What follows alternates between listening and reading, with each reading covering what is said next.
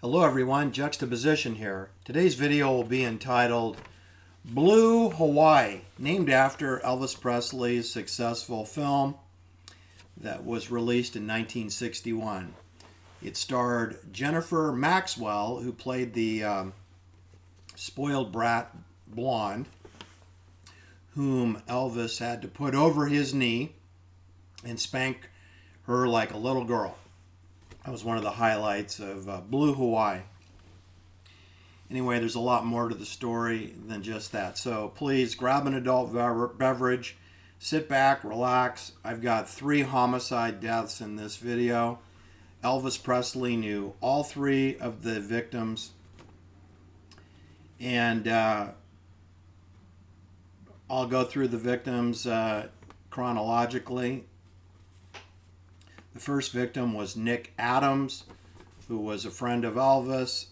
Kind of looks like he was a fake friend of Elvis that Colonel Parker injected into Elvis's career as a form of pacification and control. You do know that everyone in Hollywood is controlled, right? That includes the colonel, who was not a colonel. He was controlled. Elvis is controlled. The people around Elvis are controlled, and it makes sense that he would have his Memphis Mafia because it's the only people he could really trust. Because Hollywood is a hornet's nest, if you haven't put that together yet.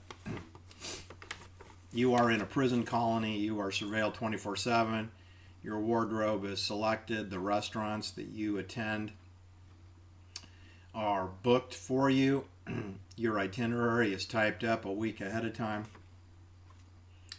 And you're in a cult under maritime law. And you obey, and you follow the chain of command, and you keep your lips sealed, code of silence, and you follow your mission goals. Because you're in the military. When you're in Hollywood, if you're in banking, you're in the military. You may not know it, but you'll learn. So the second victim is going to be Jennifer Helene Maxwell herself, who's put down at age 39.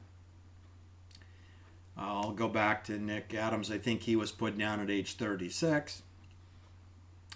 And then we have Tip Roeder, whose true name is Irvin M. Roeder, a former Los Angeles police detective turned lawyer to the Hollywood stars. It's a big red flag. Any police officer who becomes a lawyer is a red flag. I don't know if you've ever dealt with one of those people before. I have. They come with a lot of attitude. Most lawyers have a lot of attitude. It's based on them being clueless.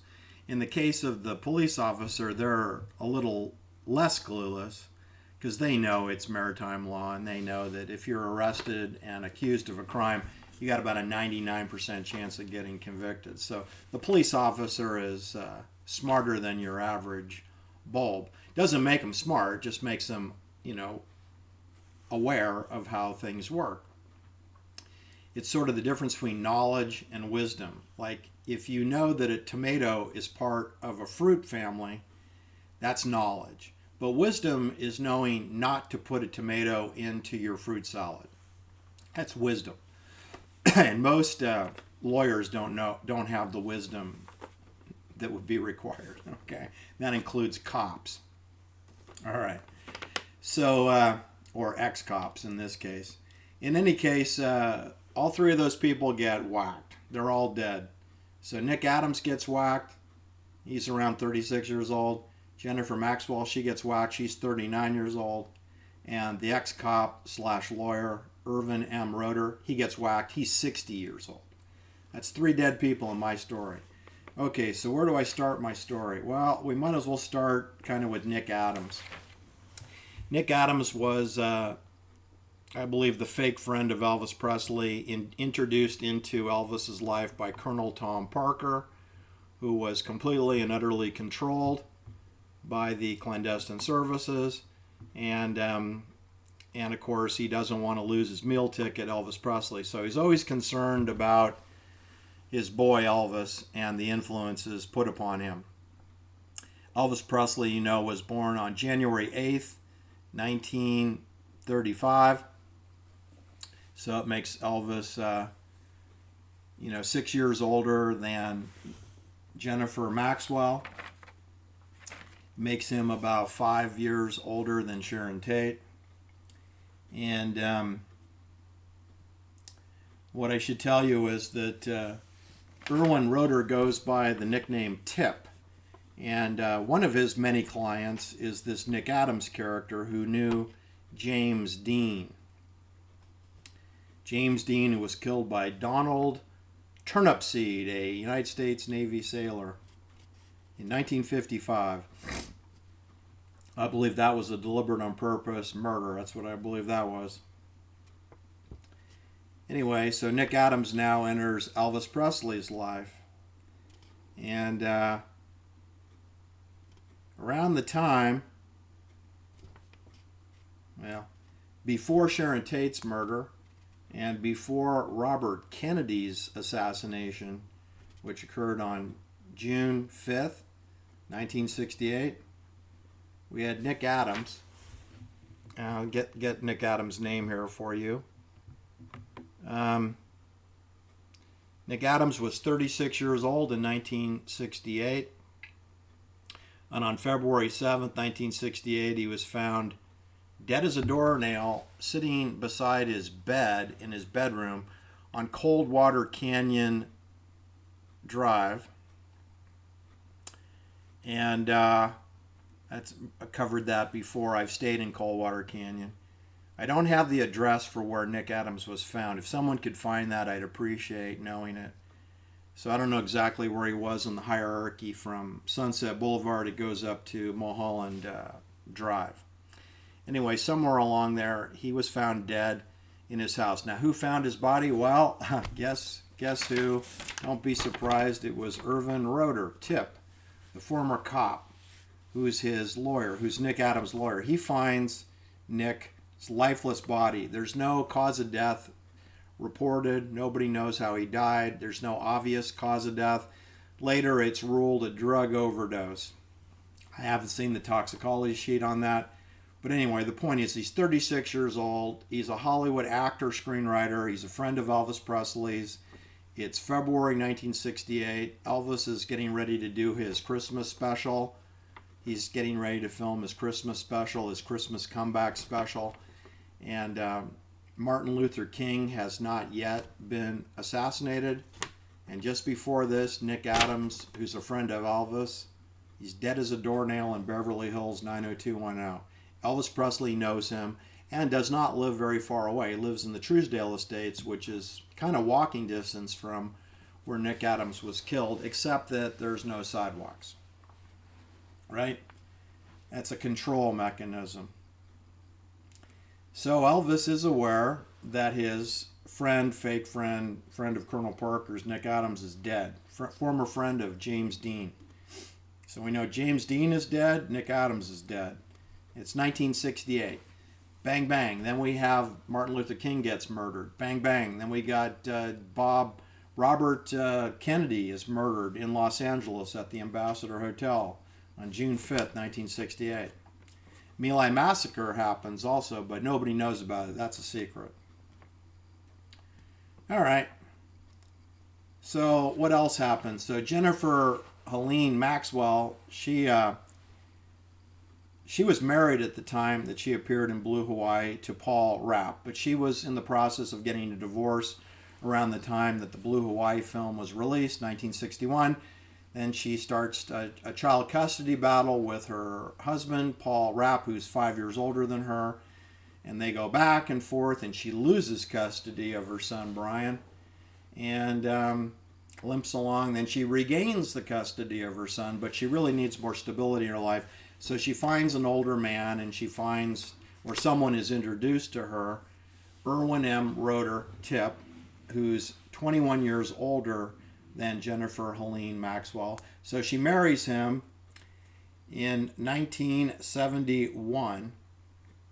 Got a date here somewhere where they were married.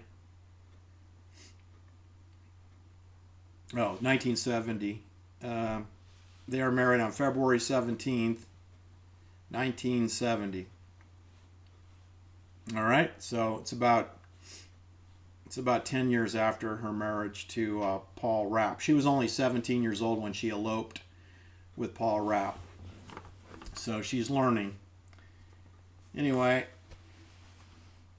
of course, their marriage isn't going to be successful either, but they do move into his home on Cherokee Lane off Coldwater Canyon. It's a cul-de-sac off Coldwater Canyon.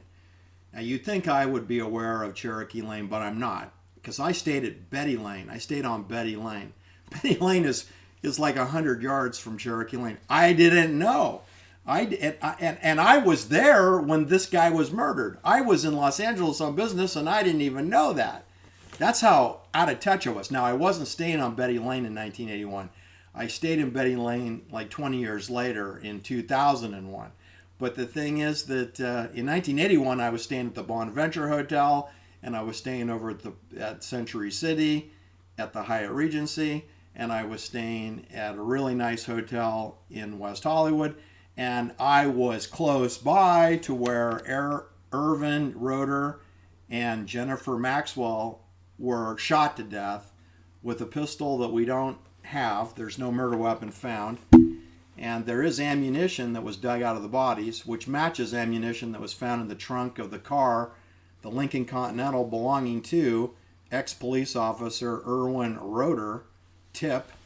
He's got the same ammo that's in his stomach and the same ammo that blew his wife's head off in the lobby of her condominium after she separated from him and moved out of Cherokee Lane on Coldwater Canyon, just below Mulholland Drive, just below Betty Lane.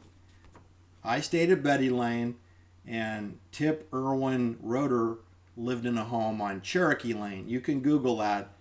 It's real close. There's no sidewalks there, though, so it would make sense that I didn't do it. But I rode my bicycle around there, so you'd think I would just zip up that cul-de-sac, but I didn't. This is above Carrie Fisher, who I had just rescued her mail from the gutter.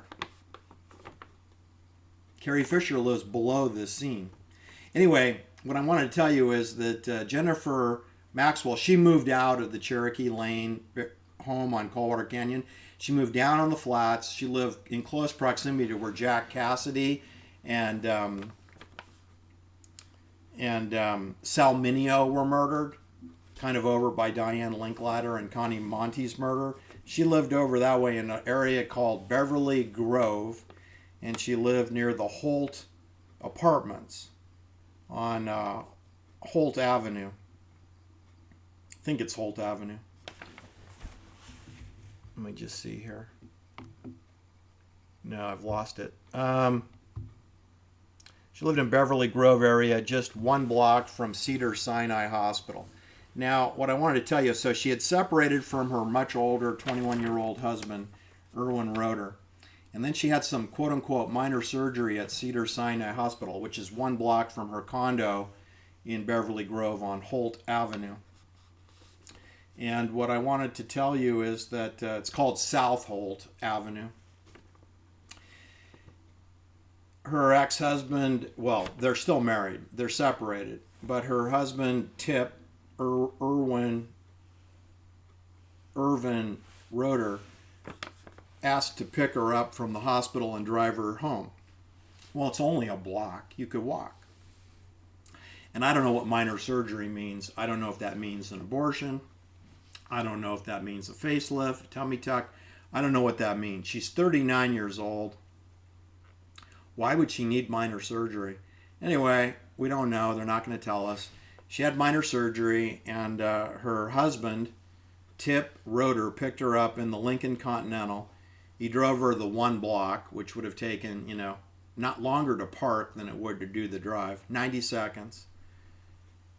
And then they walk into the condo, whereupon in the lobby of the condominium, Jennifer is shot in the head and her brain's blown out the back.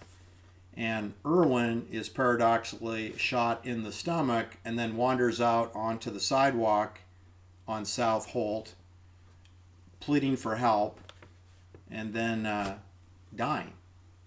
So he was sufficiently shot in the stomach that we don't know how many bullets are involved in this. I don't know anything about this case other than it's a double homicide, and there's no murder weapon found, and but bullets matching the bodies of the victims are found in Tip Irwin Roeder's car. So the theory is that he hired a hitman to take out his wife so he wouldn't have to pay her child support, because they have been married for 11 years.